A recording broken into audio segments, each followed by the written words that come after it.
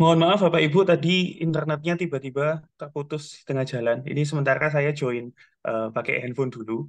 Ya, seperti yang saya sampaikan di awal tadi, malam hari ini kita akan belajar sebuah teologi yang sedang berkembang, sebuah ajaran yang sedang berkembang dan sangat-sangat ramai diperbincangkan, yaitu adalah tentang Kristen progresif atau progressive Christianity yang akhir-akhir ini sedang viral dan sedang banyak sekali diperbincangkan, entah itu di media sosial atau setidaknya kita di dunia atau lingkungan sehari-hari, setidaknya kita pasti pernah membicarakan hal ini. Malam hari ini kita akan belajar sama-sama. Jadi acara kita malam hari ini akan dibagi jadi dua sesi. Nanti sesi yang pertama adalah Pak Andri akan memaparkan materi tentang Progressive Christianity. Juga nanti di sesi yang kedua akan dibuka juga kesempatan untuk Bapak Ibu untuk bertanya. Silakan bisa tulis di kolom chat, nanti saya akan bantu bacakan.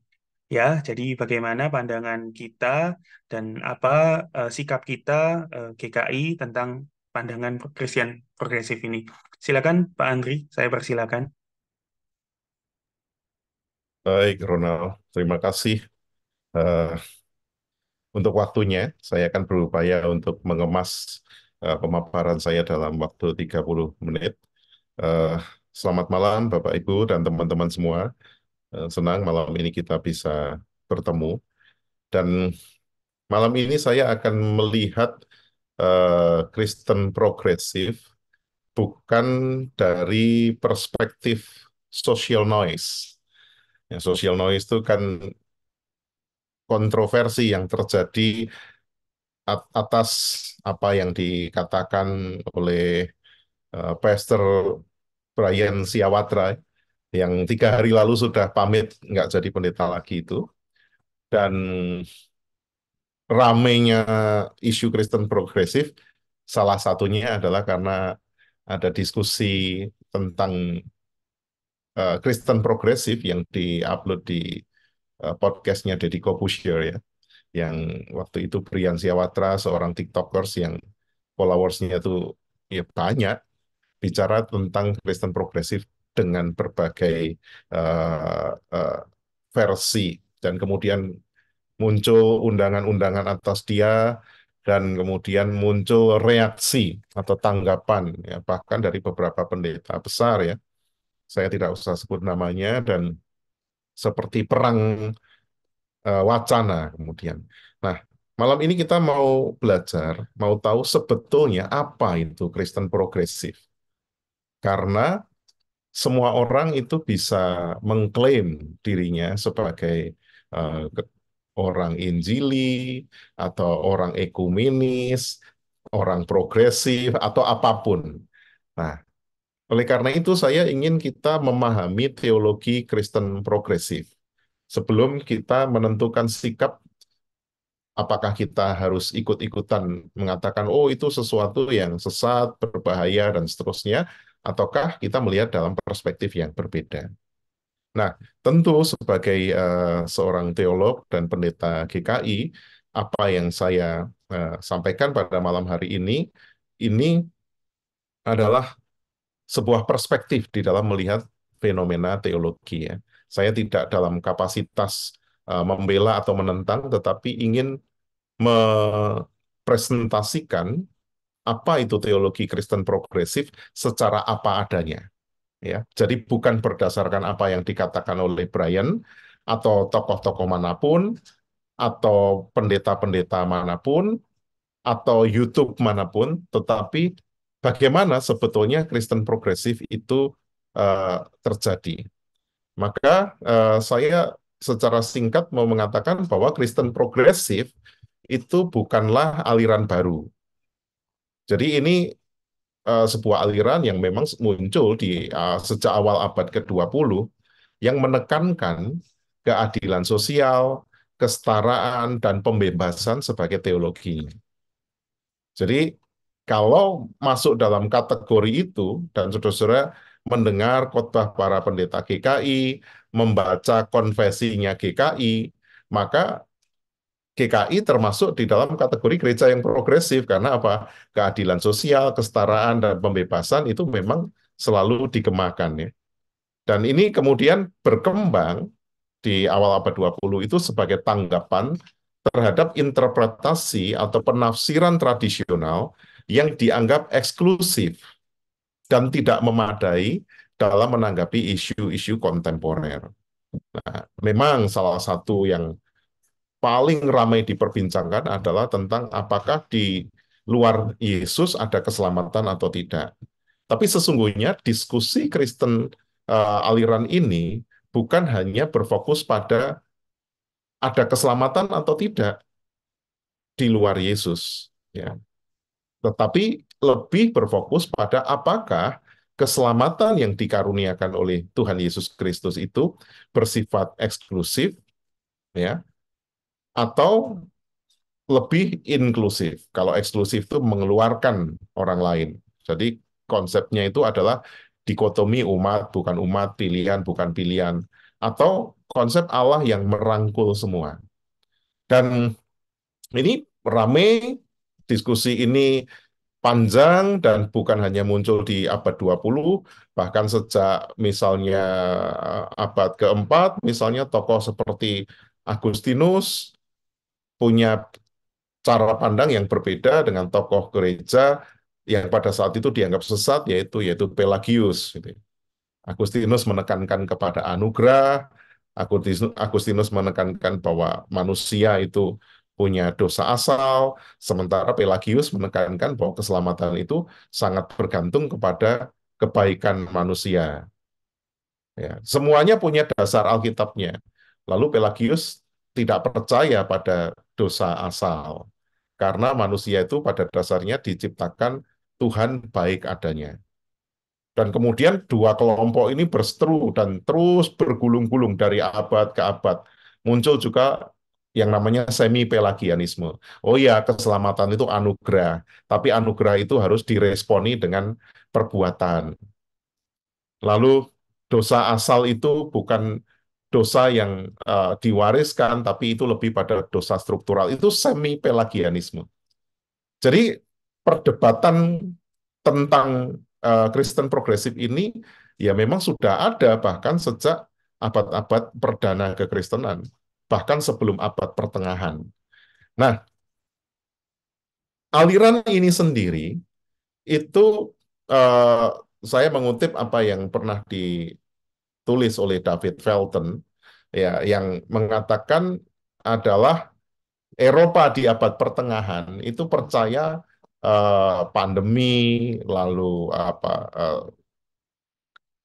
penyakit yang ada itu dikirimkan oleh Allah sebagai bentuk penghukuman atas dosa. Jadi kalau ada pandemi itu berarti pasti ada dosa.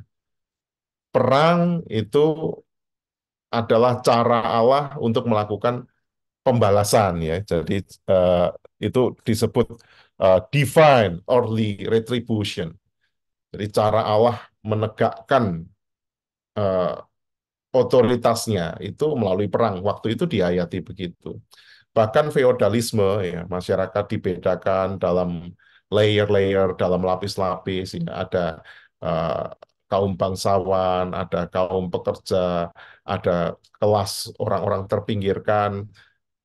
Uh, Pendekatan tentang monarki, monarki itu ratu atau raja sebagai yang paling dekat dengan Tuhan, puncak kekuasaan itu mendekati Allah, dan bahkan perbudakan itu diimani oleh orang-orang Eropa abad pertengahan sebagai eh, sesuatu yang diizinkan Tuhan terjadi. Jadi misalnya ayat-ayat Alkitab tentang Abraham itu punya budak, ayat Alkitab tentang Filemon, tentang Onesimus gitu ya, yang adalah seorang budak itu dipakai bahkan sampai awal abad 18 untuk mengesahkan bahwa perbudakan itu disahkan oleh Tuhan. Ayat di dalam kitab Kejadian yang menyatakan bahwa Ham akan menjadi budak dari saudara-saudaranya dan kemudian ditafsirkan bahwa Sem yang adalah orang-orang Asia Barat Daya, Yafet itu orang-orang Eropa, Ham itu orang-orang keturunan kulit hitam, yaitu memang sejak awal sudah ditetapkan Tuhan jadi budak bagi saudara-saudaranya. Sehingga sah saja selama berabad-abad ada perbudakan. Dan itu cara berpikir kekristenan abad pertengahan. Oleh karena itu bahkan ada satu kapal, misalnya kapal Portugis ataupun kapal Inggris yang datang mencari benua baru untuk mengabarkan Injil, tetapi di dalam kapal itu juga mengangkut para budak.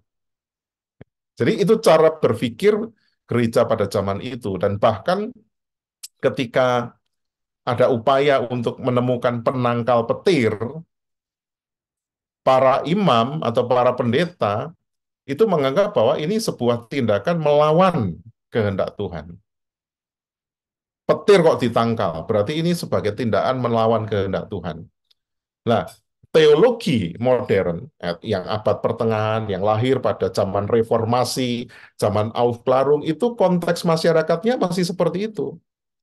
Pandemi dihayati sebagai kiriman Allah, perang itu pembalasan Allah, feodalisme, monarki, perbudakan itu diizinkan oleh Tuhan. Dan kemudian ketika masuk di abad 20 awal atau 19 pertengahan, pada saat itu lahir kesadaran, wah, ini kalau perbudakan, monarki dianggap dekat dengan Allah, sampai begini terus, maka segala kejahatan itu akan dianggap sebagai sesuatu yang alkitabiah. Jadi konteksnya itu begitu. Maka muncullah gerakan-gerakan perlawanan yang kemudian melakukan pembacaan ulang terhadap teks-teks Alkitab yang dianggap sebagai teks yang melegitimasi penindasan.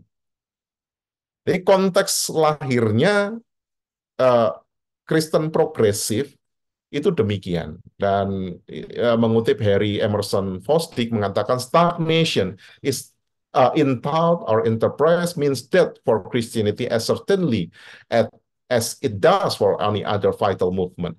Jadi stagnansi dalam pikiran dan usaha, jadi orang pikirannya ya sudah dari dulu begitu terus, nggak berubah, upayanya ya begitu terus, itu berarti adalah kematian ya, bagi uh, kekristenan ya. Stagnation, not change, is Christianity's most deadly enemy for this is a progressive world. Jadi uh, Fosdick ini salah satu tokoh Kristen progresif yang justru mengatakan cara gereja membaca Alkitab, menghayati ajaran secara stagnasi itu malah disebut sebagai kematian kekristenan. Karena yang namanya hidup itu berubah, maka pembacaan atas Alkitab juga harus berubah. Penafsiran atas Alkitab harus berubah. Nah, ini saya tidak bicara setuju atau tidak setuju, karena tentu ada pihak-pihak yang mengatakan, loh kalau kebenaran itu absolut, masa kebenaran bisa berubah-ubah? Ya, biasanya orang kan menjawab begitu. Tapi problemnya adalah, ini bukan soal kebenaran absolut atau kebenaran mutlak atau relatif, bukan. Tetapi ini adalah respon terhadap peristiwa duniawi dalam kacamata kekristenan. Jadi bukan bukan soal soal kebenaran, tetapi bagaimana pembacaan terhadap Alkitab itu dikaitkan dengan konteks. Nah, sejarah dan latar belakangnya, saya tadi sudah singgung sedikit, di awal abad 20, gerakan Kristen progresif itu muncul sebagai respon terhadap ketidakadilan sosial dan ekonomi yang terjadi di Amerika Serikat, dan kemudian juga mempengaruhi lahirnya gerakan teologi pembebasan di Amerika Latin. Gitu. Jadi misalnya di Amerika Serikat, sejak abad 19 awal misalnya, perbudakan itu kan sudah dihapuskan ya. Kalau tidak salah 1895, kalau tidak salah di dalam konstitusi perubahan konstitusi ke-13 Amerika, itu dinyatakan bahwa tidak ada lagi perbudakan. Tapi sampai sekitar tahun 50-an,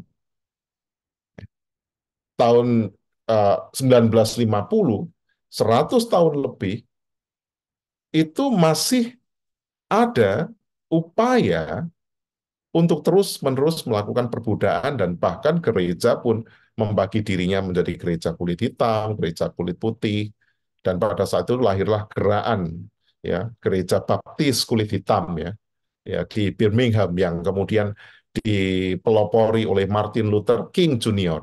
untuk melakukan sebuah pergerakan yang namanya Civil Rights Movement.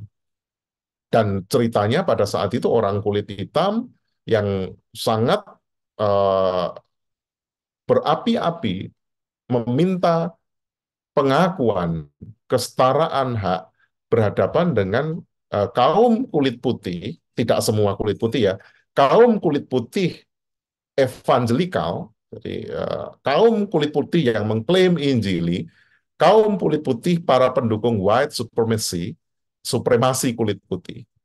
Mereka berhadapan dari tahun 50 sampai tahun 68, 18 tahun itu berhadapan-hadapan. Dan ini sebetulnya adalah polarisasi, kalau dalam konteks Amerika ya, polarisasi antara dua partai kan.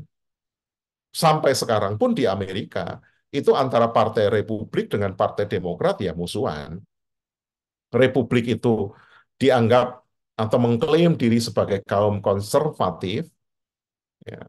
Konservatif itu artinya dia selalu mengkonservasi tradisi, warisan tradisi abad pertengahan, cara pembacaan Alkitabnya, ajaran-ajarannya itu seperti abad pertengahan, kayak Donald Trump dan kawan-kawan gitu ya, yang anti migran, anti orang asing, menekankan gerakan kulit putih, itu selalu berlawanan dengan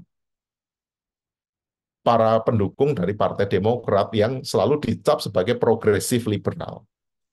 Bahkan ketika saya berada di Boston pun, waktu itu momennya momen kampanye ya, mulai dari proses seleksi para calon, itu kental sekali suasana polarisasinya. Kita mau beribadah di gereja yang pro Republik atau pro Demokrat itu kelihatan sekali dari khotbah-khotbahnya. Saya belum pernah melihat di Indonesia mimbar itu dijadikan sarana untuk mengecam apa partai politik lawan. Tetapi di Amerika itu biasa banget. Saya sampai terkaget-kaget.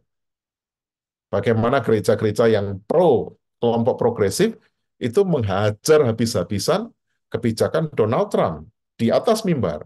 Sebaliknya, kalau saya pergi ke gereja yang sebagian besar kulit putih, Presbyterian Church misalnya, yang kemudian pengkhotbahnya itu adalah para simpatisan Republik, terjadi semacam perang wacana, kecaman terhadap orang-orang yang pro Demokrat. Jadi ini sebetulnya adalah kontestasi khas Amerika. Nah, teologi pembebasan kemudian juga muncul di Amerika Latin dalam rangka gereja yang melawan pemerintah militer, ya. Jadi militerisme yang memang dipelopori oleh gereja-gereja Katolik memang. Nah, dalam perkembangannya gerakan ini semakin besar ya di era 60-an seperti yang saya singgung tadi yang dimotori oleh Martin Luther King Jr. sebetulnya termasuk James Cone dan seterusnya yang para muridnya sesudahnya itu yang terkait dengan gerakan hak sipil dan kritik terhadap perang. Jadi pada saat Amerika itu mengalahkan Vietnam misalnya, kelompok yang konservatif mengatakan God bless Amerika, tapi kelompok progresif mengatakan apapun itu, perang adalah sebuah kejahatan. Dan itu terus bergulir sejak abad keempat tadi, di abad pertengahan, di abad modern, sampai bahkan sekarang adalah pasca modern, era setelah modern. Hari ini Kristen progresif itu menjadi sebuah gerakan yang sesungguhnya memperjuangkan isu kontemporer seperti keadilan sosial, kesetaraan, dan bahkan isu lingkungan hidup. Ya. Nah, dari banyak gerakan itu, kemudian pasti tidak ada satu aliran pun atau satu gerakan pun itu yang tidak punya masalah. Ya, jadi itu yang dan kemudian seperti di capture persoalan-persoalan tertentu tentang keselamatan, lalu tentang LGBT, tentang Alkitab dan seterusnya itu menjadi sebuah diskusi yang sangat seru.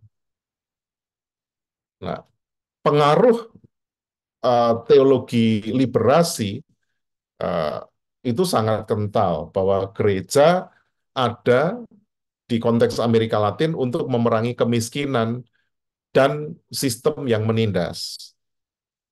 Jadi ini kelompok Liberation Theology itu mengkritik gereja yang mapan pada saat itu yang sukanya itu dekat dengan penguasa. Dan ketika penguasa melakukan penindasan, gereja hanya menjadi semacam pendoa yang memberkati pemerintah, yang memberkati pemimpin, tapi tidak berkata apa-apa. Pada saat itu lahir gerakan kaum liberal, liberation kan berarti pembebasan ya, yang ingin melakukan pembebasan terhadap masyarakat. Ya, gereja pun harus dibebaskan. Tapi juga ada pengaruh modernis teologi. Jadi pendekatan ini eh, salah satunya adalah teologi proses. Misalnya, kalau sebelumnya itu diajarkan bahwa penciptaan itu dilakukan oleh Allah sekali di awal. Di dalam teologi proses dikatakan loh tidak, penciptaan itu masih terus-menerus dilakukan sebab Allah itu selalu membaharui ciptaannya. Seperti kasih Tuhan yang selalu baru, Allah terus mencipta dalam ciptaan selalu baru. Jadi misalnya kalau Pak Adi dan Bu Seska itu punya anak namanya Selo dan Yosef, itu tanda bahwa penciptaan Allah masih terjadi. Karena apa? Selo dan Yosef itu dicipta oleh Allah dengan melibatkan Pak Adi dan Bu Seska. Sampai sekarang pun Allah masih terus mencipta dan karya ciptaannya itu tidak pernah berhenti. Dan itu sangat mempengaruhi, teologi proses itu sangat mempengaruhi progressive Christianity. Lalu juga social activism, ya, yang seperti tadi dalam perkembangannya, uh, mungkin sejak tahun 70-an muncul gerakan di Amerika, lagi-lagi uh, feminis teologi, lalu LGBTQ plus aktivism, yang intinya adalah menuntut kesetaraan hak. Ya, gerakan feminis menurut kesetaraan gender. Kalau feminisnya Amerika itu kesetaraan gender dalam arti peran kepemimpinan, peran publik. Kalau feminismenya Perancis itu lebih pada peran domestik. Nah, LGBTQ plus sebagai sebuah gerakan di Amerika yang kemudian menular juga di Eropa dan seterusnya, itu bergulir sehingga bahkan di Amerika gereja-gereja Protestan yang tradisional misalnya seperti UCC begitu itu banyak yang sudah menjadi gereja yang sangat terbuka, dan itu biasanya gerejanya ditandai dengan memasang bendera pelangi gitu. Kayak ada spanduk pelangi, itu artinya gereja ini mengakui LGBTQ bukan hanya sebagai anggota jemaat tetapi bahkan melibatkan mereka sebagai pemimpin gereja, memberkati pernikahan sejenis, pemimpin gerejanya juga kalau bicara tentang suami istri itu bisa laki sama laki atau bisa perempuan sama perempuan dan seterusnya dan seterusnya. Dan ini merupakan salah satu efek dari keterbukaan Kristen progresif. Jadi ini menjadi penting. Lalu figur-figur kunci misalnya yang sangat berpengaruh dalam dunia teologi, itu misalnya James Cone yang merupakan pendiri dari Black Liberation Theology yang mengkombinasikan iman Kristen dengan perjuangan melawan racial justice, keadilan ras di Amerika. Dan buku-bukunya James Cone itu sangat kiri bisa dikatakan. Karena apa? Ya, dia melakukan perlawanan terhadap ketidakadilan yang dilakukan kaum kulit putih dengan teologi-teologinya yang sangat tradisional itu, dengan pendekatan perlawanan antar kelasnya Marx misalnya. Lalu ada Rosemary Redford Rutter, itu pionir di dalam gerakan teologi feminis yang melakukan advokasi terhadap apa ya, perempuan harus secara sempurna dilibatkan di dalam pengambilan kebijakan di gereja dan di ruang publik di masyarakat. Dan bahkan uh, munculnya, menyeruaknya ya, gerakan-gerakan yang baru ya, yang kemudian mengklaim sebagai uh, progresif yang menekankan apa kreativitas, authenticity, lalu juga reimagining traditional church structure. Jadi ini gerakan ini kalau di Amerika itu ada, saya pernah datang ke satu gereja, gereja bar. Jadi gereja itu sama sekali bentuknya nggak ada gereja, yaitu bar.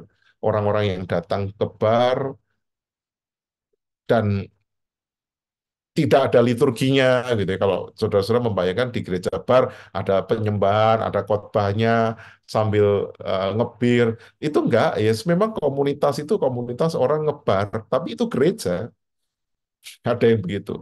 Ada yang eh, saya pernah juga melakukan studi terhadap gereja camping. Jadi ini komunitas yang suka pergi camping dari satu tempat ke tempat lain, dan komunitas ini fokusnya adalah pemulihan lingkungan. Jadi pergi ke gereja ya mereka pada, ya kalau di Darmo Satelit kan kalau pergi ke gereja buka baju kan rame kan ya. Ya mereka pada ngeligo gitu ya, OT-OT, santai, yang cowok-cowok seperti orang camping, dan di sana ada percakapan teologis. Dan itu ciri khas progresif eh, teologi yang mempengaruhi pergerakan lahirnya gereja-gereja baru yang menekankan pada kreativitas yang tanpa batas. Jadi ada juga gereja punk, ada juga gereja-gereja di taman-taman yang bentuknya sangat sangat berbeda-beda. Jadi Kristen progresif di Amerika, ya, ini kan memang pengaruh pengaruh Amerika kuat sekali ya, yang kemudian dari Amerika itu mempengaruhi banyak tempat. Itu bentuknya banyak, ragamnya banyak. Tidak semua ngomong ada keselamatan di luar Yesus. Tidak semua ya. Bahkan ada gereja-gereja yang sangat pro LGBT pun tetap mengatakan bahwa ya keselamatan hanya di dalam Yesus. Dan Yesus itu kemudian membuka pintu bagi siapa saja. Jadi ada gereja Unitarian, Universalis gitu, yang bahkan tidak menekankan kepada Tritunggal, Trinitas, tapi menekankan pada apa? Keesaan Allah dan keselamatan itu universal, dan itu gereja Unitarian itu gede banget di Amerika. Letaknya di tempat-tempat strategis. Di Indonesia itu kalau tidak salah ada di Solo dan Semarang dan di Medan. Ya, jadi gereja Unitarian. Ini merupakan fenomena yang sangat beragam. Nah, secara umum, prinsip dasar teologi Kristen progresif itu menekankan keadilan sosial, memperjuangkan kesetaraan, menentang diskriminasi, membela hak kaum marginal. Lalu menekankan inklusivitas, menerima keragaman, menghargai perbedaan, mendukung keterlibatan semua orang. Lalu juga menekankan tentang ekoteologi.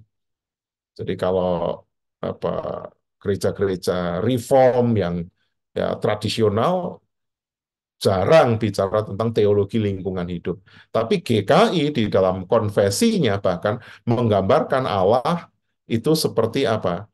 Pemilik taman, dan Yesus itu seperti eh, tukang taman gitu, di dalam konfesi GKI 2014. Jadi di sini memang kelihatan sekali bahwa ekoteologi, kesadaran ekologi GKI kuat. Nah, apakah GKI itu sama dengan yang dicap orang sebagai Kristen progresif yang rame di TikTok itu? Kan tentu tidak, gitu kan ya. Beberapa waktu lalu Komisi Dewasa GKI Darmo Satelit mengadakan acara seminar Planet Plastics. Apakah GKI Dharma Satelit itu sama dengan Kristen progresif yang dikecam sebagai Kristen sesat itu? Ya, tentu tidak, ya kan? Kalau kita bicara tentang carbon footprint, bahwa setiap manusia meninggalkan jejak karbon, bahwa makan sapi itu jejak karbonnya sampai 150 kilogram misalnya dibandingkan dengan makan babi yang cuma 10 kilogram. Apakah itu berarti sama dengan Kristen progresif yang dianggap sebagai bidat, yang heretik itu? Tentu tidak. Tapi ini gagasan teologi Kristen progresif. Ya kan? Lalu soal pembebasan, membebaskan manusia dari segala bentuk penindasan dan mengangkat martabat manusia. Itu teologi progresif. Isu-isu sosial dalam teologi Kristen progresif. Bicara tentang keadilan ekonomi. Ini seringkali dianggap teologinya cenderung kiri, Marxis. Ya, memperjuangkan distribusi kekayaan yang adil, memberantas kemiskinan, itu para teolog Kristen progresif selalu bicara itu, menentang kapitalisme, ya, atau dominasi dunia oleh para pemilik modal. Karena apa? Karena revolusi industri yang dilahirkan oleh gerakan Protestan itu juga sekaligus melahirkan kapitalisme. Dan kapitalisme itu kemudian menjadi problem kan. Adanya perusahaan hutan, dominasi ekonomi dunia oleh orang-orang tertentu, itu dituduh oleh kaum Kristen progresif, ya ini sebagai anak ideologisnya gereja reformasi. Gitu. Maka kelompok progresif melakukan perlawanan terhadap warisan-warisan tradisi reformasi yang demikian. Lalu bicara tentang hak asasi manusia, mendukung perlindungan, pemenuhan hak asasi manusia, termasuk hak kaum minoritas. Sekarang ini misalnya sejak tahun lalu atau 2 tahun lalu GKI mencanangkan gereja ramah anak misalnya. Nah, berarti lah termasuk dong dalam teologinya Kristen progresif. Ya gereja tertentu, misalnya gereja karismatik tertentu nggak akan bicara tentang gereja ramah anak. Gereja yang pendetanya mencap Kristen progresif itu bidat, pasti di tempatnya nggak ada konsep gereja ramah, ramah anak. Tapi apakah berarti GKI itu termasuk Kristen progresif yang bidat? Ya, GKI Jawa Timur yang sekarang ini 89 atau 90 tahun ya, saya lupa. Eh, ya, 90 tahun GKI Jawa Timur. Punya sejarah panjang mulai dari Tionghoa Kita Otowi. Apakah itu sesat? Pak Aris Rianto itu sejak tahun 80-an saya sudah kenal pelayanan dari penjara, pelayanan ke tempat-tempat apa orang kusta sama bapak saya. Orang GKI itu Pak Aris itu yang diasuh oleh teologi Kristen progresif. Tapi apakah sesat Pak Aris? Ya kan? Ya, kesetaraan gender misalnya di GKI ada Departemen Kemitraan, bahkan itu resmi ya GKI Sinode Wilayah Jawa Timur yang menekankan kesetaraan gender, pemberdayaan perempuan dalam gereja dan masyarakat. Itu kan GKI banget, itu PGI banget, iya kan? Program-programnya itu ekumenis banget dan bahkan gereja-gereja di dunia seperti UCC itu United Churches Council PGI-nya dunia ya program-programnya ya ekologi, hak asasi manusia, kesetaraan gender. Apakah itu gereja yang sesat? Itu yang perlu dipertanyakan. Dan yang ditekankan juga peran gereja dalam teologi Kristen progresif itu adalah gereja harus melakukan advokasi sosial. Gereja harus menjadi suara bagi mereka yang tertindas dan memperjuangkan perubahan sosial. Lalu pemberdayaan jemaat. Ya, mungkin saudara-saudara sudah mendengar ya kata ini dalam 1 dekade terakhir ya. Ya, pembangunan jemaat. Bahkan di tata gereja GKI itu salah satu panggilan Allah adalah pembangunan jemaat. Pembangunan jemaat itu salah satu bentuknya adalah apa? Pemberdayaan jemaat. Gereja berperan dalam memberdayakan jemaat untuk terlibat aktif dalam transformasi masyarakat. 5-6 tahun lalu GKI Dharma Satelit temanya kan menjadi gereja yang partisipatif, terbuka, berdampak. Itu kan progresif banget. Tapi apakah kemudian GKI sesat? Tentu tidak. Ya kan? Lalu menekankan kerjasama ekumenis. Gereja-gereja dari berbagai tradisi harus bahu-membahu dalam mewujudkan visi teologi Kristen progresif. Yang tentu berbeda dengan yang rame di TikTok itu ya. Saya kurang tahu eh, yang mempromosikan itu latar belakangnya dari gereja mana, tapi kalau dari latar belakang sekolah teologinya justru berasal dari komunitas yang seharusnya tidak progresif. Karena Hillsong itu, ya saya baru tahu, cukup kaget kalau latar belakangnya dari Hillsong, kemudian cara berpikirnya demikian. Lalu spiritualitas holistik, gereja harus mendorong spiritualitas yang menyentuh semua aspek kehidupan, bukan hanya hal-hal rohani. Komisi PI Dimas, namanya Komisi Pekabaran Injil dan Pengabdian Masyarakat. Antara pekabaran Injil dan pengabdian masyarakat tidak bisa dipisahkan. Antara memberitakan Kristus, memberitakan seruan pertobatan, memberitakan keselamatan yang ditawarkan Tuhan dengan ngobati orang, membagi sembako, melakukan kegiatan pipanisasi, itu dianggap sebagai sesuatu yang satu. Gitu. Mana bisa orang percaya kepada Yesus kalau perutnya lapar? Wong saudara-saudara kalau perutnya lapar disuruh doa nggak bisa konsentrasi ya kan? Berarti itu spiritualitas holistik. Tapi apakah itu bidat? Tentu tidak. Ya. Nah, nah sekarang tantangan dan kritiknya. Nah, inilah yang rame di media sosial yang saya menyebutnya bukan sebagai social voice, suara yang ada di masyarakat, tapi itu sebagai social noise, berisik. Ya. Media sosial kan berisik. Makanya saya tuh nggak mau punya akun media sosial tertentu karena makin ke sini saya makin menyadari betapa berisik media sosial itu. Dan ketika kita mengakses media sosial, saya nggak sebut lah yang pertama kali apa jadi seperti bom gitu ya.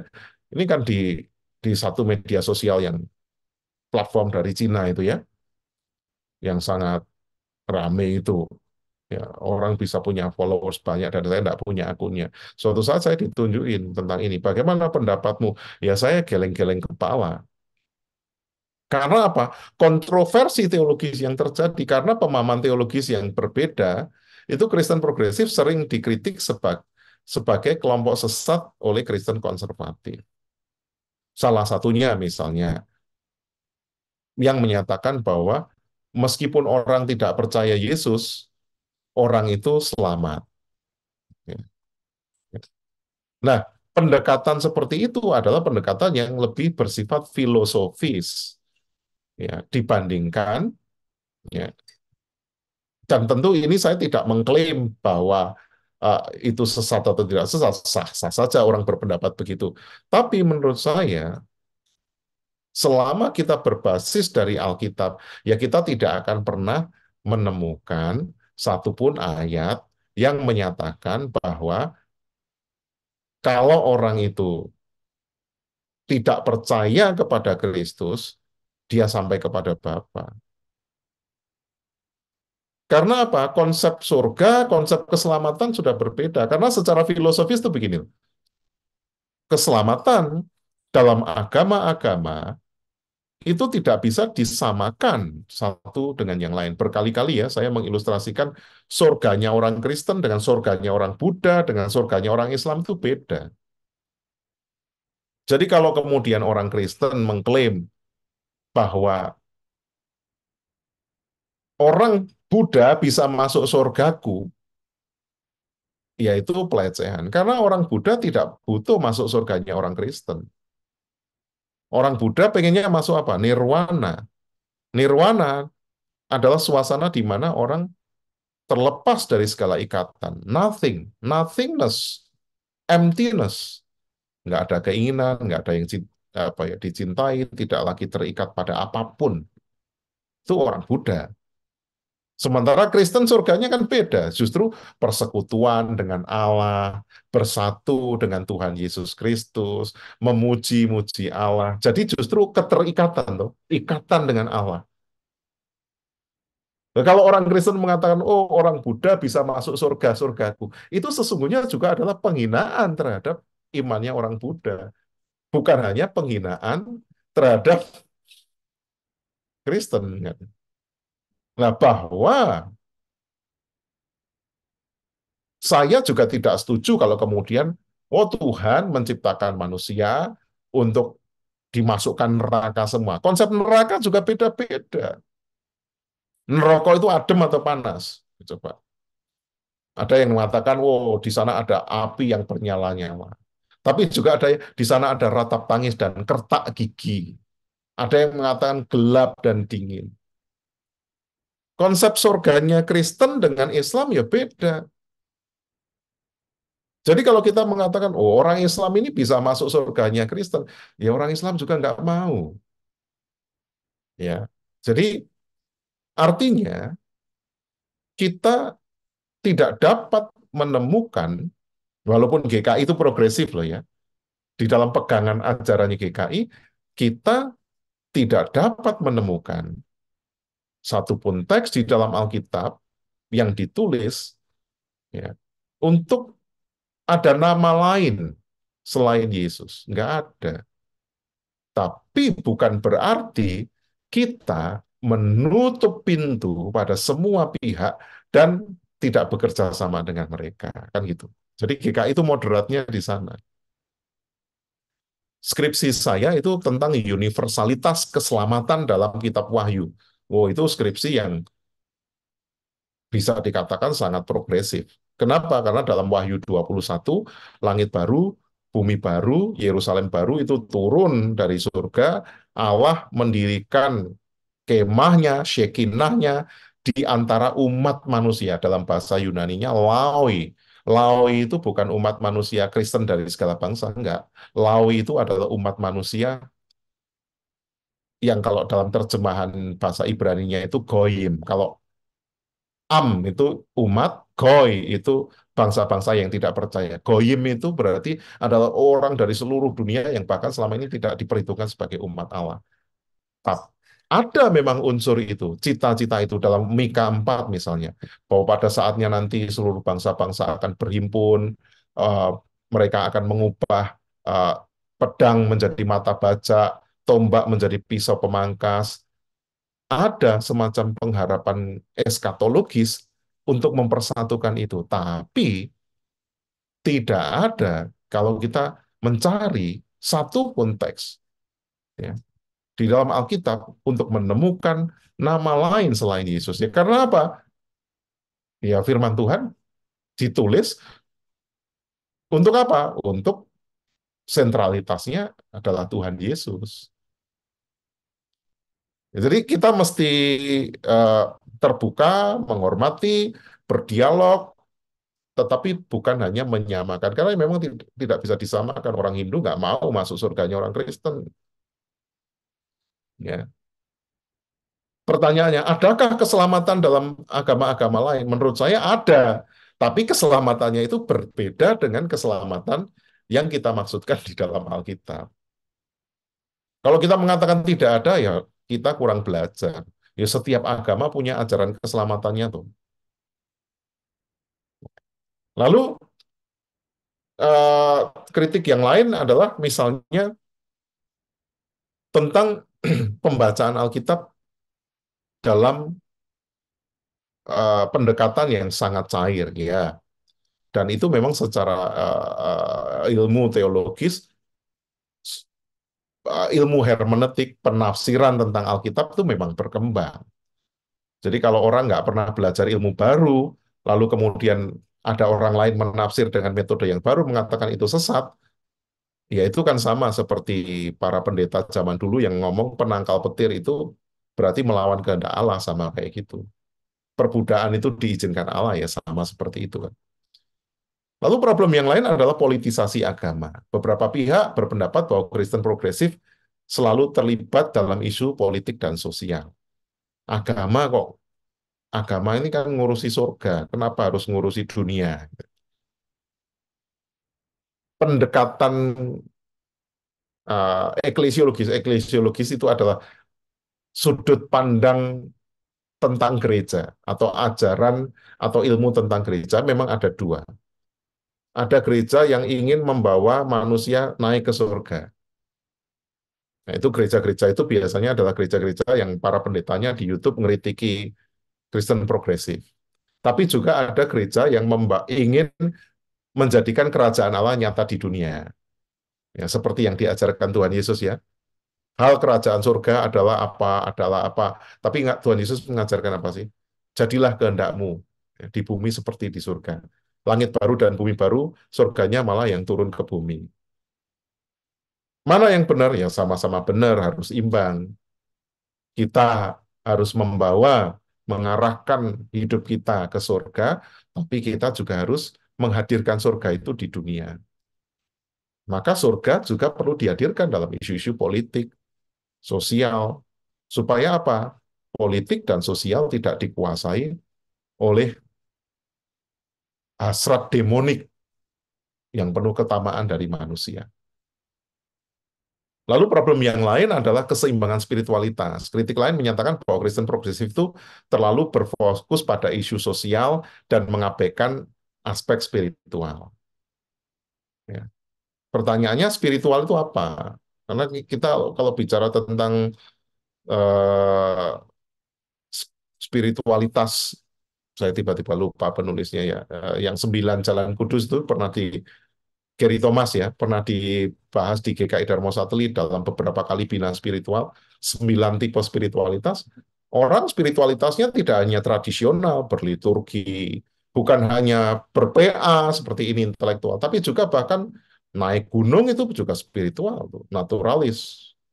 Lalu ada yang spiritualitasnya KKR, selebrasi, ada yang spiritualitasnya nyepi, berdoa dalam kesepian, kontemplatif, ada yang spiritualitasnya itu menjauh dari keramaian, asketik. Jadi ini balik lagi bisa dijawab, apa yang dimaksud spiritual? Dan kritik yang lain adalah efektivitas aksi. Beberapa pihak mempertanyakan efektivitas Kristen progresif dalam mengubah sistem dan struktur yang mapan. Ya, jadi uh, orang menyerukan ya, ayo kita bongkar penindasan, ayo kita lawan ketidakadilan.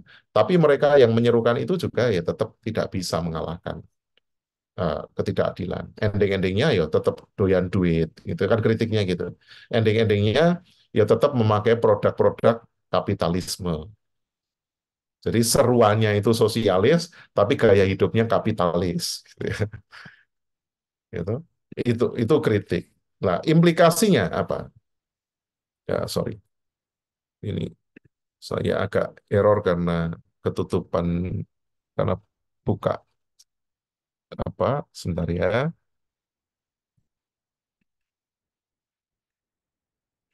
Implikasinya adalah di dalam Kristen progresif itu orang memberi tekanan pada eh, komunitas yang inklusif. Komunitas yang inklusif itu gereja menjadi tempat bagi semua orang tanpa diskriminasi. Kalau saudara-saudara ingat di tema tahun baru 2021, itu temanya All Are Welcome. Itu kan berarti GKI Dharma Satelit kan progresif banget itu. Lalu juga keadilan sosial. Jemaat terlibat aktif dalam gerakan sosial. Lalu stewardship lingkungan, kepedulian pada pelestarian ciptaan Tuhan. Dan spiritualitas yang holistik, spiritualitas yang menyentuh seluruh aspek kehidupan. Kesimpulannya, apa? Social noise yang terjadi itu belum tentu uh, gini. Ini sama kayak di dunia apa perang wacana ya, yang namanya asymmetry war. Kelompok yang mengajarkan radikalisme itu kan seolah-olah menguasai ya. Kalau di internet itu kan banyak. Nah, sayangnya memang kelompok progresif ini jarang ada yang nulis di internet, nulisnya buku gitu ya. Sementara kelompok-kelompok yang menentang itu rajin bikin konten eh, dan melakukan perlawanan ya, karena memang tele-evangelikal itu kan produknya kelompok konservatif ya memang ya. Ya kita nggak usah terlibat di sana lah. Orang GKI nggak usah latah di situ ya.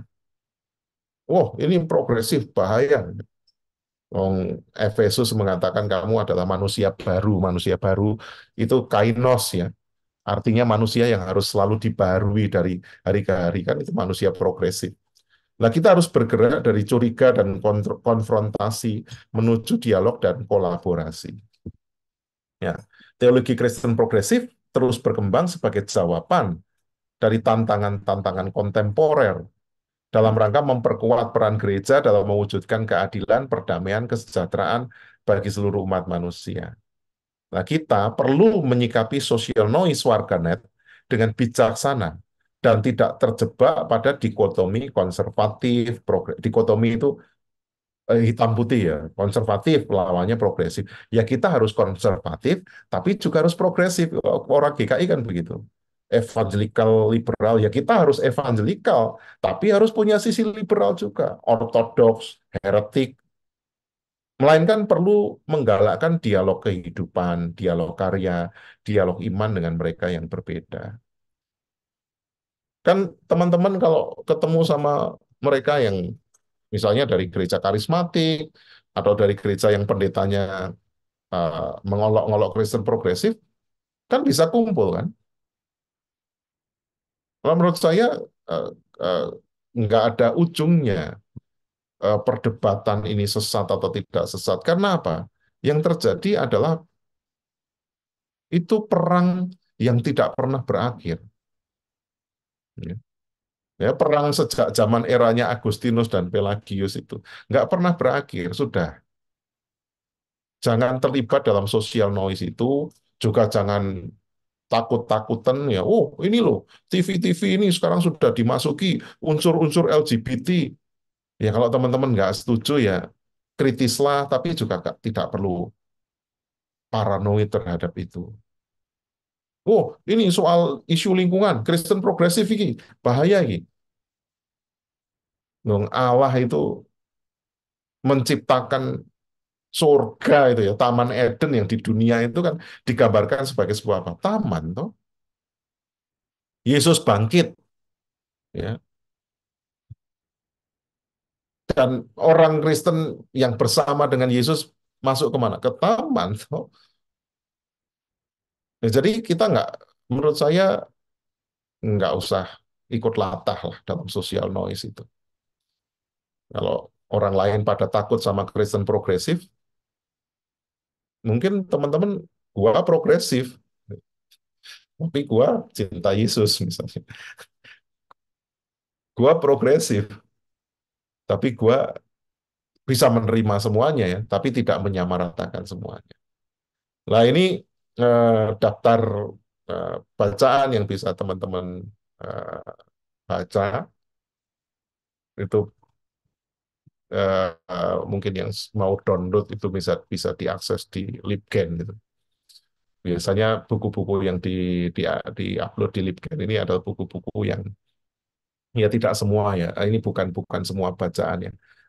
Ini adalah situs yang biasanya bahkan oleh penulisnya sendiri diupload sehingga bisa diakses secara gratis. Jadi teman-teman bisa mengakses ini kalau mau mendalami lebih dalam ya, bacalah semua buku-buku ini.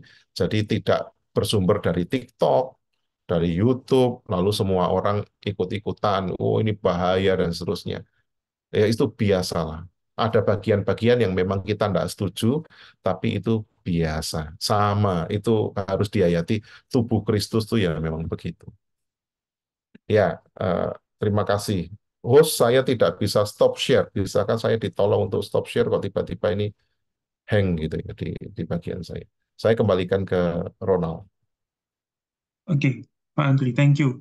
Jadi Ya, kita akan masuk ke sesi selanjutnya, Bapak Ibu silakan apabila ada Bapak Ibu yang mau bertanya atau mungkin sedikit menanggapi dari apa yang sudah disampaikan sama Pak Andri tadi, silakan. Ini tadi sempat ada satu chat, saya coba bacakan Pak Andri. Apakah Unitarian itu sama dengan saksi Yehova, Pak?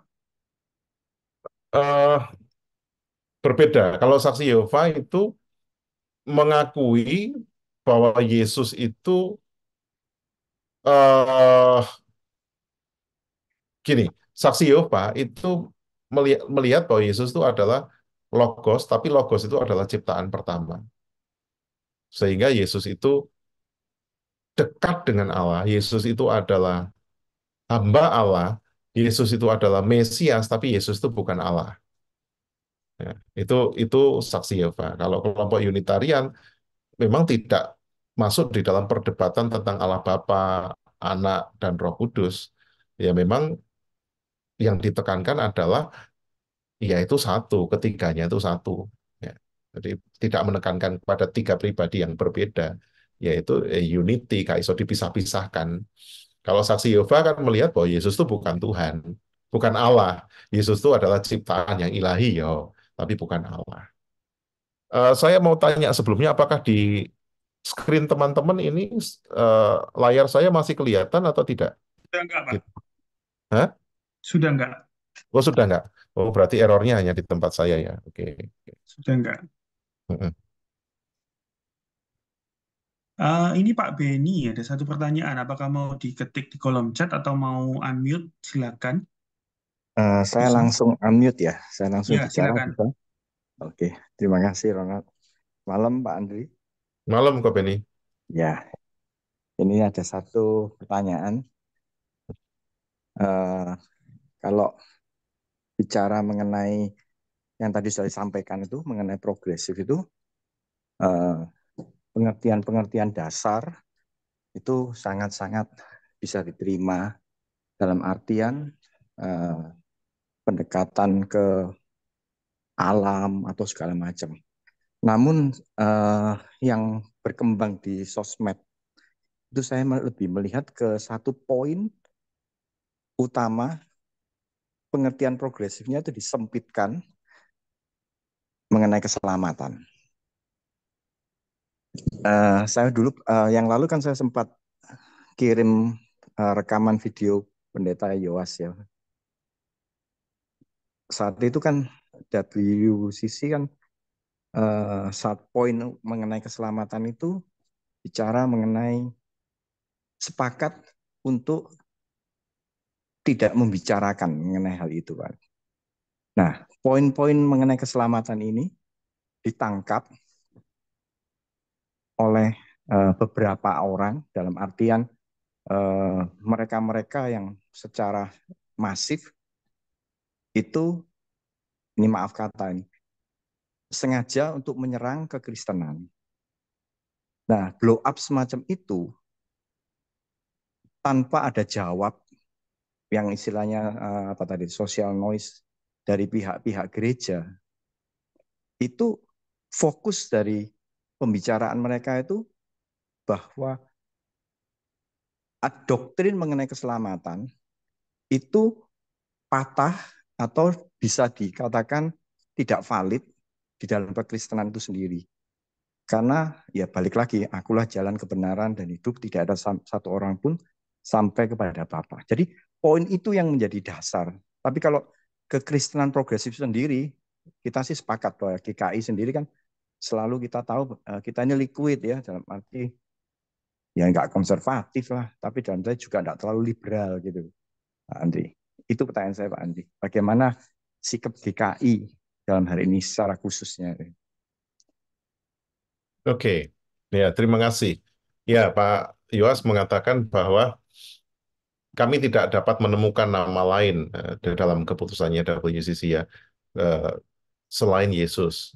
Yang kedua, di sisi lain kami juga mengakui bahwa dalam agama-agama lain itu punya ajaran keselamatannya. Dan yang ketiga, kami memilih untuk berada di dalam ketegangan tentang itu ya.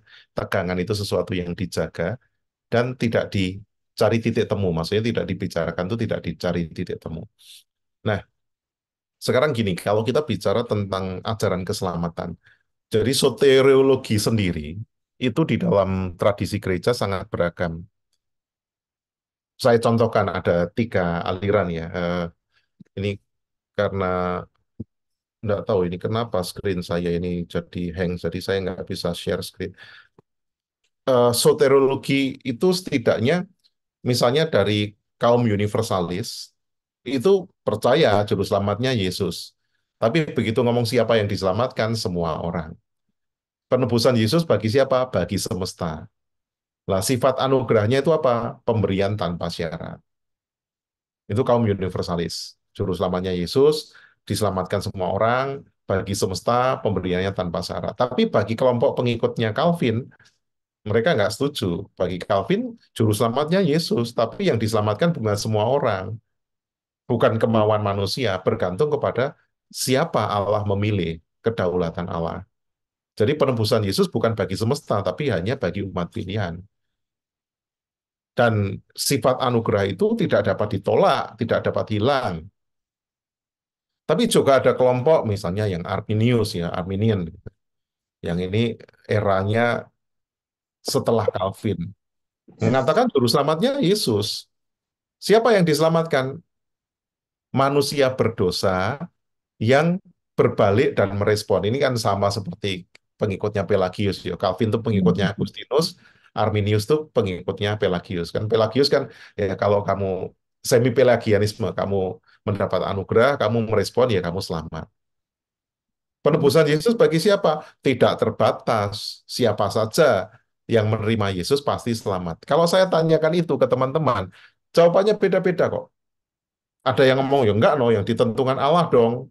Hanya yang dipilih dong. Tapi juga ada orang GKI, ya enggak dong. Barang siapa percaya Yesus pasti diselamatkan. Anugerah itu bisa ditolak enggak? Kalau bagi Calvin, kaiso ditolak. Tapi bagi kelompok Arminius, bisa ditolak, bisa hilang. Orang bisa menyangkal Tuhan Yesus kok. Bisa hilang. Nah, bedanya di mana? Teks Alkitab, baik universalis, Calvin, Arminius itu sama, mereka berdasarkan Alkitab. Tapi kayak cara melihatnya beda-beda. Nah, sekarang saya ajak saudara untuk melihat misalnya ajaran keselamatan dalam Alkitab itu seperti apa misalnya. Kalau kita melihat dari kata ya, misalnya tentang yasa, di dalam perjanjian lama, konsep keselamatan itu teman-teman beda banget dengan konsep keselamatan yang ada di pikiran teman-teman. Dalam perjanjian lama, selamat, yasa, itu artinya selamat dari bahaya. Jadi umat melakukan perjalanan sampai dengan selamat. Itu artinya yasa begitu. Lalu sehat, ditolong, sejahtera. Makanya ketika Abraham dipanggil Tuhan, dijanjikan apa? Dijanjikan tanah, dijanjikan keturunan, gitu-gitu. Itu keselamatan dalam perjanjian lama. Keselamatan dalam perjanjian lama, ya, yasa itu, eh, kemudian dalam PB disebut soteria. Soteria sendiri itu sesungguhnya adalah nama Dewi Yunani yang memberikan pertolongan baik fisik dan moral. Dan konsep keselamatan itu di PL yang tadinya selamat, yang betul-betul duniawi gitu ya, panennya banyak, anaknya banyak, menang perang, gitu. Itu bergeser konsepnya menjadi pertolongan yang sifatnya pembebasan, sehat, sejahtera, rasa aman. Dan kemudian terjadi pergeseran makna kalau kita membaca Alkitab ya. Jadi setiap teks Alkitab kalau tidak dibaca dalam doktrin ya, kalau doktrin kan kalau saya katekisasi ngomongnya gini, seluruh Alkitab ini dari Kejadian sampai Wahyu, benang merahnya adalah keselamatan dalam Yesus. Itu doktrin. Tapi kalau saudara metani secara detail bagian per bagian Alkitab, saudara akan melihat pergeseran seperti orang bedah apa ya secara detail.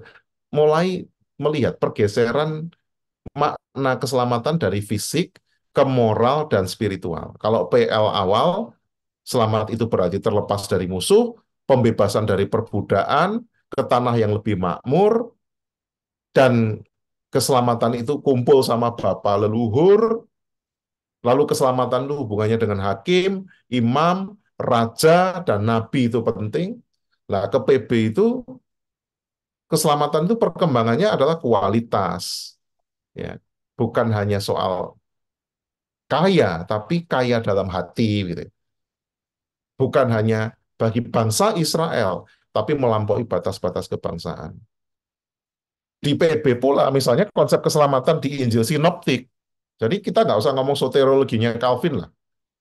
Dibedah di Alkitab. Di Injil Sinoptik, Matius, Markus, Lukas, gitu ya. Kata keselamatan itu hanya diucap sekali oleh Yesus. Ya, dalam Lukas 19 ayat 9.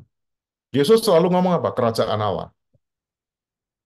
Makanya kelompok Kristen progresif itu menekankan kerajaan Allah.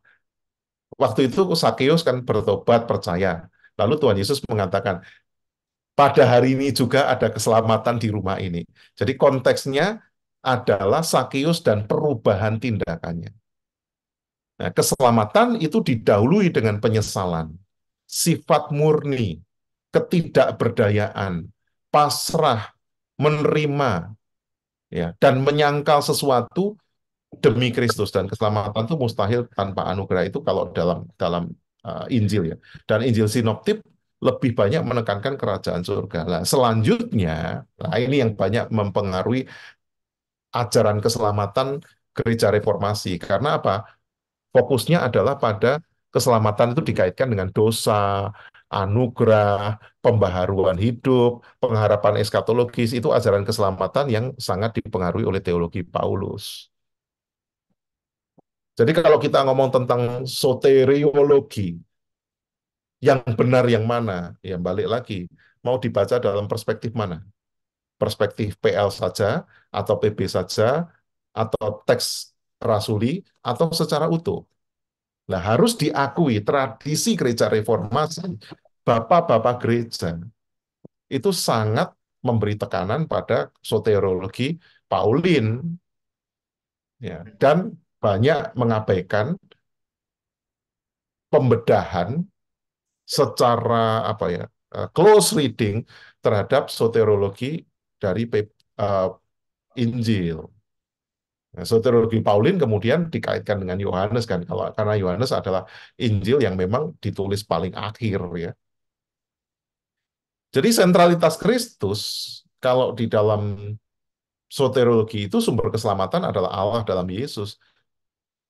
Jangankan di luar Kristus ada keselamatan.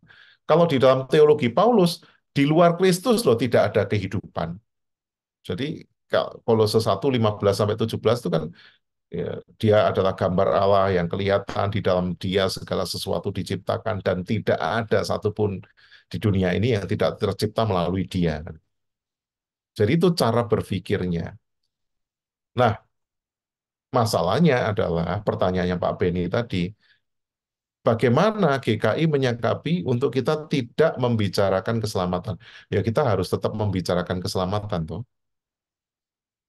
Tapi kita juga harus membicarakan keselamatan itu secara komprehensif.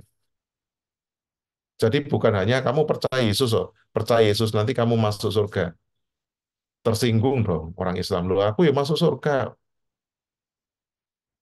Kamu percaya Yesus, nanti kamu akan masuk surga yang seperti ini. Nah, itu nggak apa-apa. Gitu. Kamu akan diselamatkan. Dengan cara apa? Kamu akan mengalami langit baru dan bumi baru. Kamu akan mengalami kehidupan yang kekal, persekutuan Allah yang kekal. Ya, bicara tentang keselamatan, ya. Dan biasanya gereja-gereja yang paling gembar-gembor, penginjilan-penginjilan itu malah jemaatnya gak tambah, malah pecah-pecah kok. Ya, toh faktanya lah gitu kan. Saya tidak mau menyebut gereja yang paling banyak metode, entah entah apa, ya jemaatnya gak tambah, malah gerejanya pecah. Malah yang biasa-biasa, yang nggak terlalu ngomong tentang misi penginjilan, ya, terus berkembang. Ada yang booming, nanti 3 dekade buyar. Ya. Nah, di dalam pegangan ajaran GKI dikatakan keselamatan itu mencakup seluruh segi kehidupan di bumi. Nah, ini Kristen progresif banget ini. Itu di lampiran tata gereja GKI ada itu. Untuk itu, orang percaya dipanggil untuk bekerja sama dengan semua orang yang berkemauan baik dari segala golongan dan lapisan masyarakat dalam segala hal yang membawa kebaikan bagi semua orang dengan sikap rendah hati. Itu ada di dalam pengakuan bersama iman Kristen yang merupakan pengakuan bersama gereja-gereja di lingkup PGI dan termasuk di dalamnya GKI. Jadi kita harus membicarakan keselamatan, tetapi bukan memperdebatkan keselamatan. Kita itu diutus dan dipilih memberitakan Injil, tapi bukan direkrut menjadi marketing, melainkan untuk melakukan praktik hidup, yaitu mengalami anugerah dan hidup di dalamnya. Ya, hidup di dalam peribadahan, persekutuan, pelayanan, dan kemudian kita mengundang orang lain untuk hidup di dalam itu juga, ya, melalui kesaksian dan dialog. Nah, dialognya apa ya? Dialog tadi, dialog kehidupan, itu berarti Pak Beni mau hidup bersama dengan orang yang beragama lain, mau hidup bersama dengan yang bergereja lain. Ayo bisnis bareng, itu dialog karya, ya toh? Bikin sesuatu untuk kebaikan yang lain dan dialog iman. Ya perspektifmu seperti apa, saling bertukar dalam melihat persoalan dari iman dan di sanalah sebetulnya terjadi percakapan. Seperti Tuhan Yesus itu memuridkan kan gitu. Hidup bersama, bekerja bersama, lalu melakukan percakapan iman. Tapi kalau orang kerjaannya nonton YouTube aja, nonton nonton influencer-influencer, lalu kemudian sudah merasa pro pemberitaan Injil, ya itu mimpi, ya kan?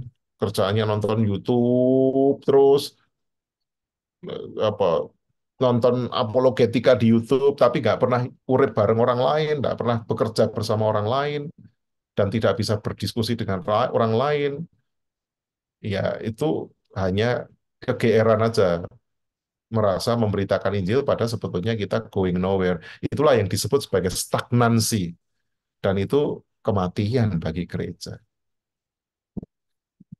Nggak pernah gaul, nggak pernah keluar, tapi diskusi misalnya di grup-grup ya gereja berdebat tentang kebenaran, tapi ya debatnya di debat di grup WA gitu. Ya itu bukan bermisi. Misi itu kan artinya to send kan, diutus keluar lintas batas, gaul dengan siapa saja, bekerja dengan siapa saja, berani beriman di tengah konteks yang berbeda. Itu kan Tuhan Yesus begitu banget. Kira-kira itu respon saya, Pak Benny. Terima kasih. Ya, terima kasih Pak Andri.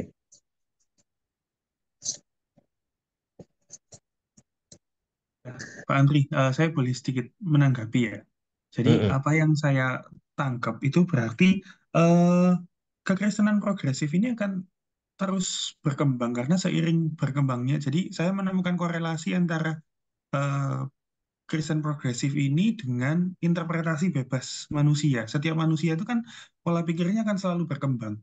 Yang menjadi persoalan apakah nanti mereka speak up atau mereka menyebarkan interpretasinya itu untuk mempengaruhi orang lain atau enggak. Nah, itu kan titik bahayanya itu di situ. Nah, eh, pertanyaan saya, ya sebenarnya root kita atau akar kita itu harus harus gimana, Pak? Maksudnya untuk menanggapi segala sesuatu yang terus berkembang ini dan nanti pasti akan muncul ajaran-ajaran yang baru lagi. Nah, kita ini mesti gimana, Pak? Ya, good question, Ronald. Pertama, kita makanya kalau di dalam tata gereja GKI itu kan eh, dan juga di konfesi GKI itu disebut dengan jelas ya. GKI itu gereja seperti apa atau gereja apa gitu ya. Jadi eh, misalnya di dalam konfesi GKI, sebentar ya saya buka.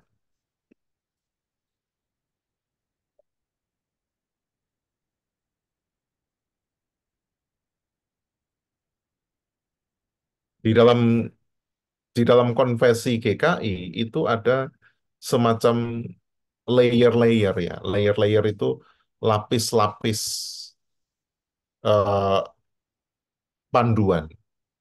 Jadi yang paling mendasar adalah ya Alkitab pasti, apa yang dikatakan Alkitab. Lalu setelah Alkitab itu berarti adalah pengakuan iman rasuli.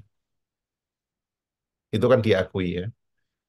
Pengakuan iman rasuli, pengakuan iman Nisia Konstantinopel, pengakuan iman Athanasius itu disebutkan sebagai pengakuan iman yang merupakan warisan dari tradisi gereja ya, pengakuan iman universal.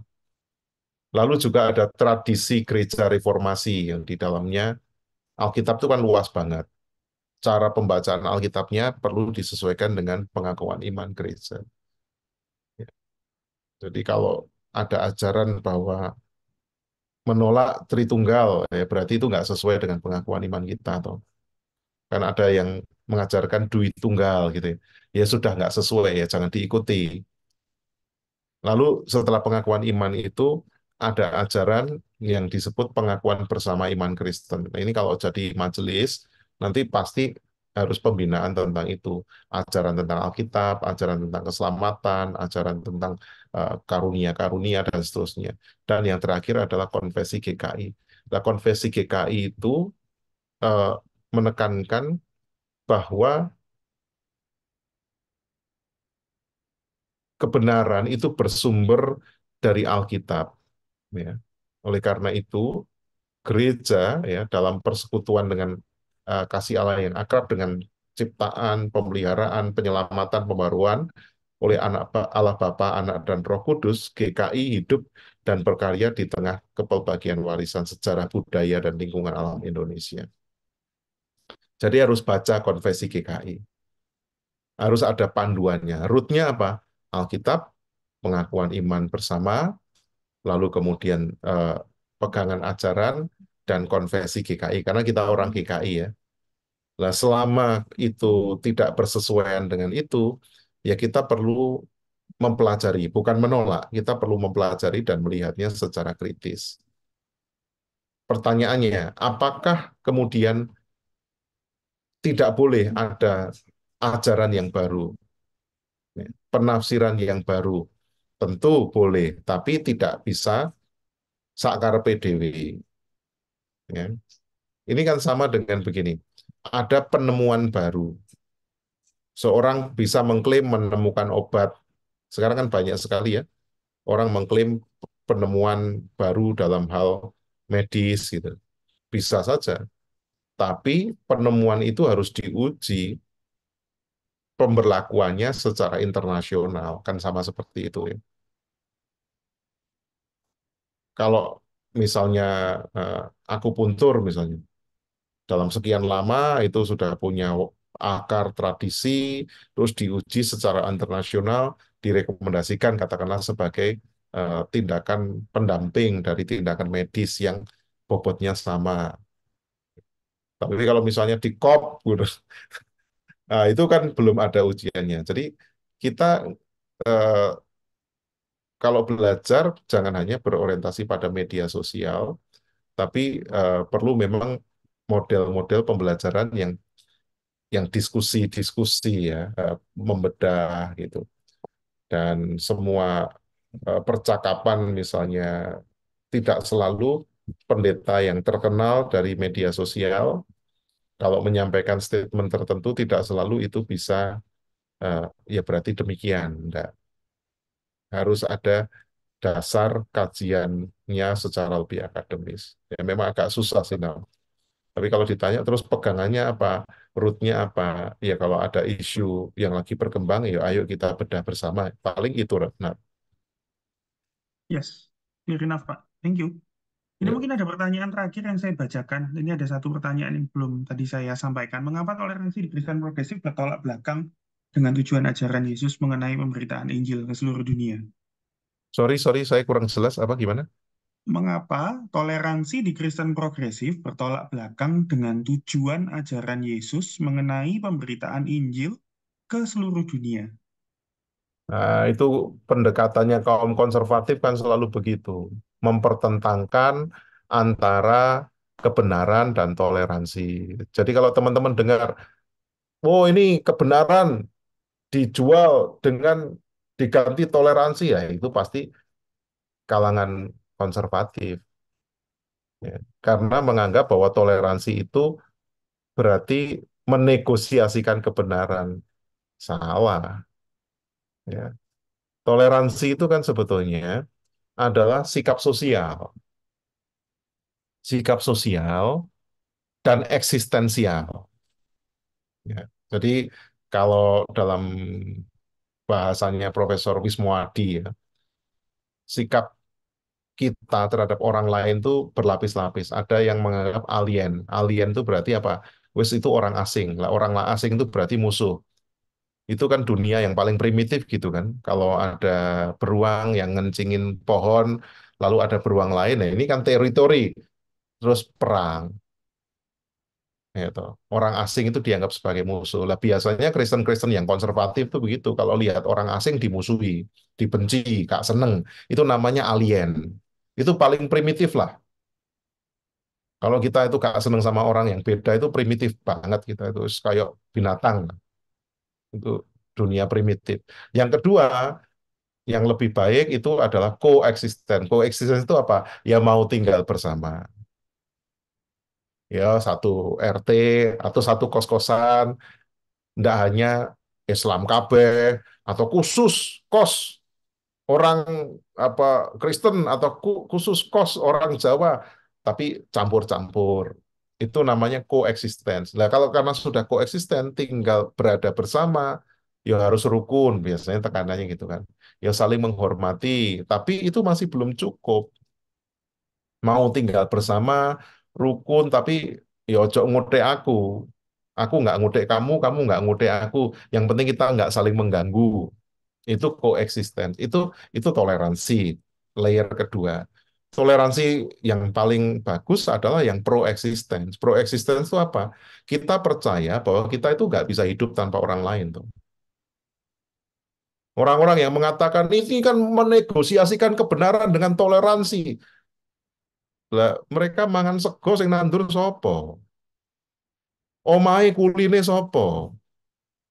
Gitu. Siapa rumah saudara yang nggak dibangun orang Islam tuh siapa coba? Beras yang saya makan yang tidak ditandur petani, misalnya Hindu atau Islam siapa?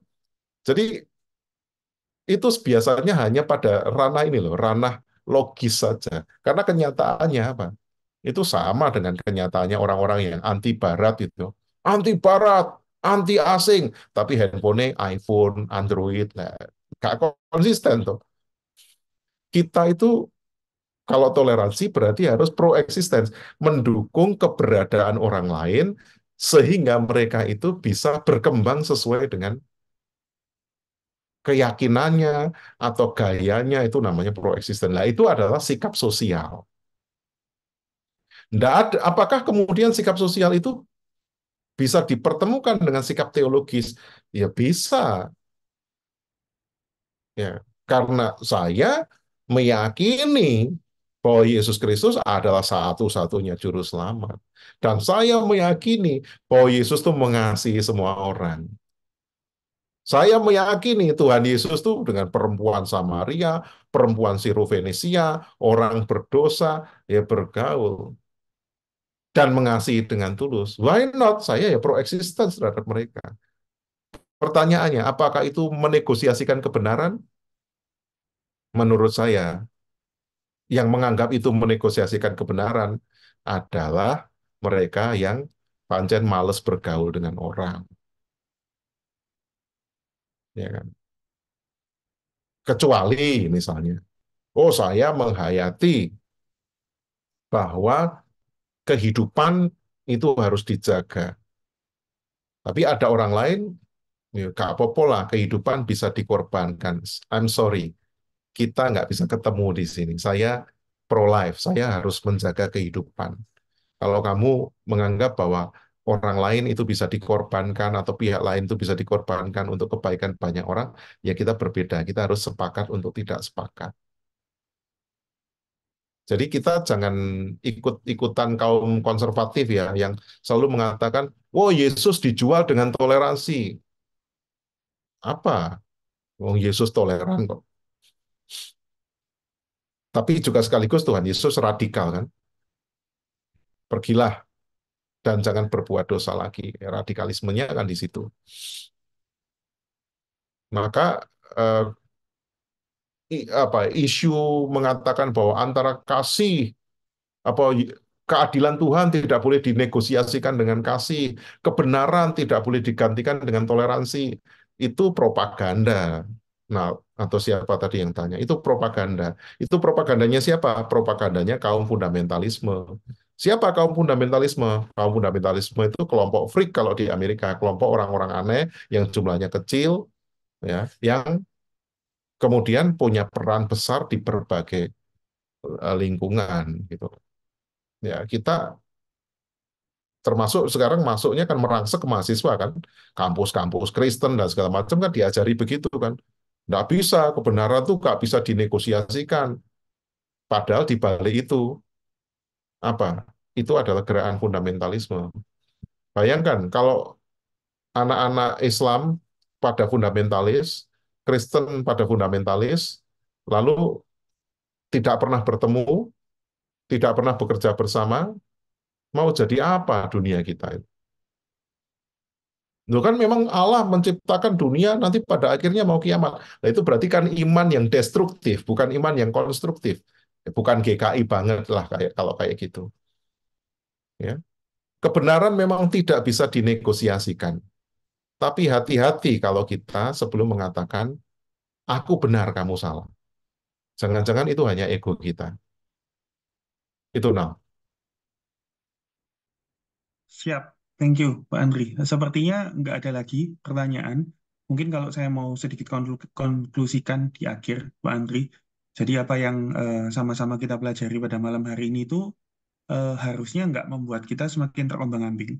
Jadi kita harusnya malah semakin punya fundamental bahwa kita sebagai GKI kita harus punya eh, satu satu akar yang kuat. Tadi kita sudah belajar sama-sama dan tadi pesannya dari Pak Andri adalah nggak usahlah ikut-ikutan judgment, nggak usahlah ikut-ikutan ngejudge atau ikut-ikutan jadi social noise tadi. Eh, Intinya ya kita tetap berpegang dan berakar pada kebenaran sejati yaitu dari Tuhan Yesus. Itu ya Pak Andri. Mungkin acara kita pada malam hari ini, Pak Andri mungkin ada yang mau disampaikan atau setelah ini langsung ditutup di dalam doa dan saya tadi dapat titipan pesan dari teman-teman pengurus juga. Setelah ini nanti kita mau foto bareng-bareng. Silakan Pak Andri. Ya, baik. Eh, Teman-teman kita berada di dunia yang sekarang ini menjadi medan perang wacana. Ya, setiap perkembangan atau trending topik itu selalu ada hubungannya dengan semacam agenda terselubung tertentu.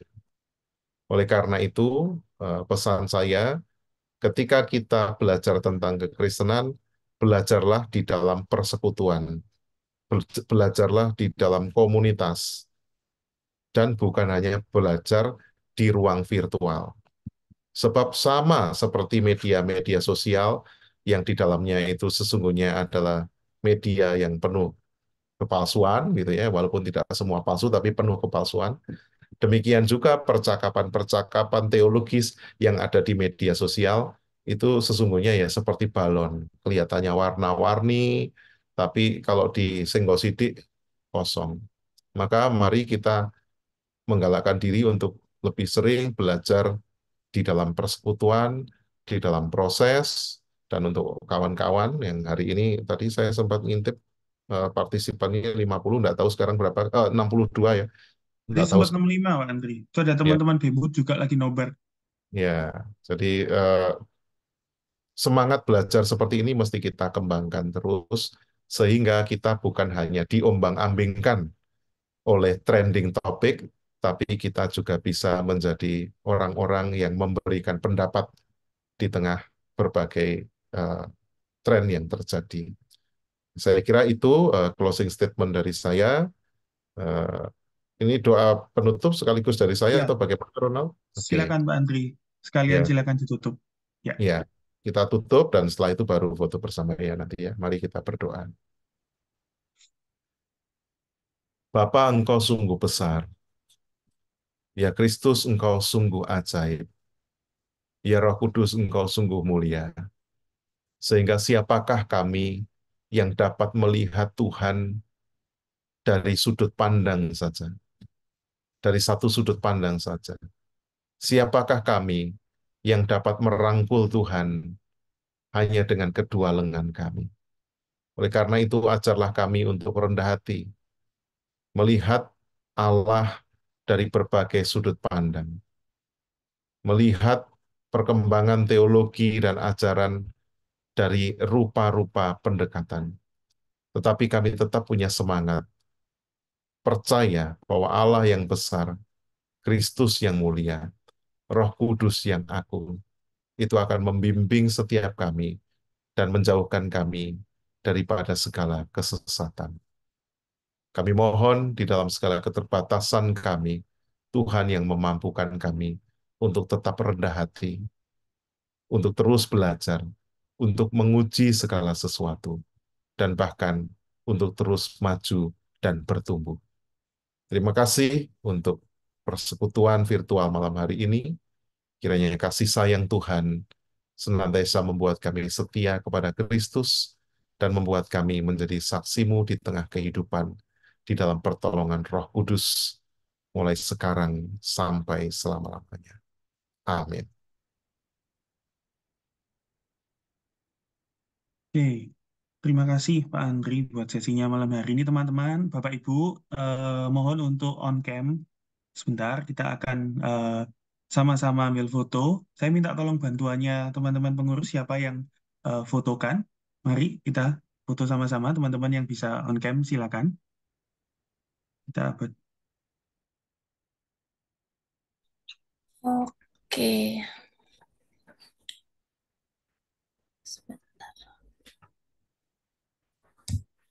Oke, 1, 2, 3. Sebentar. Baru lembar yang pertama. Minta tolong itu.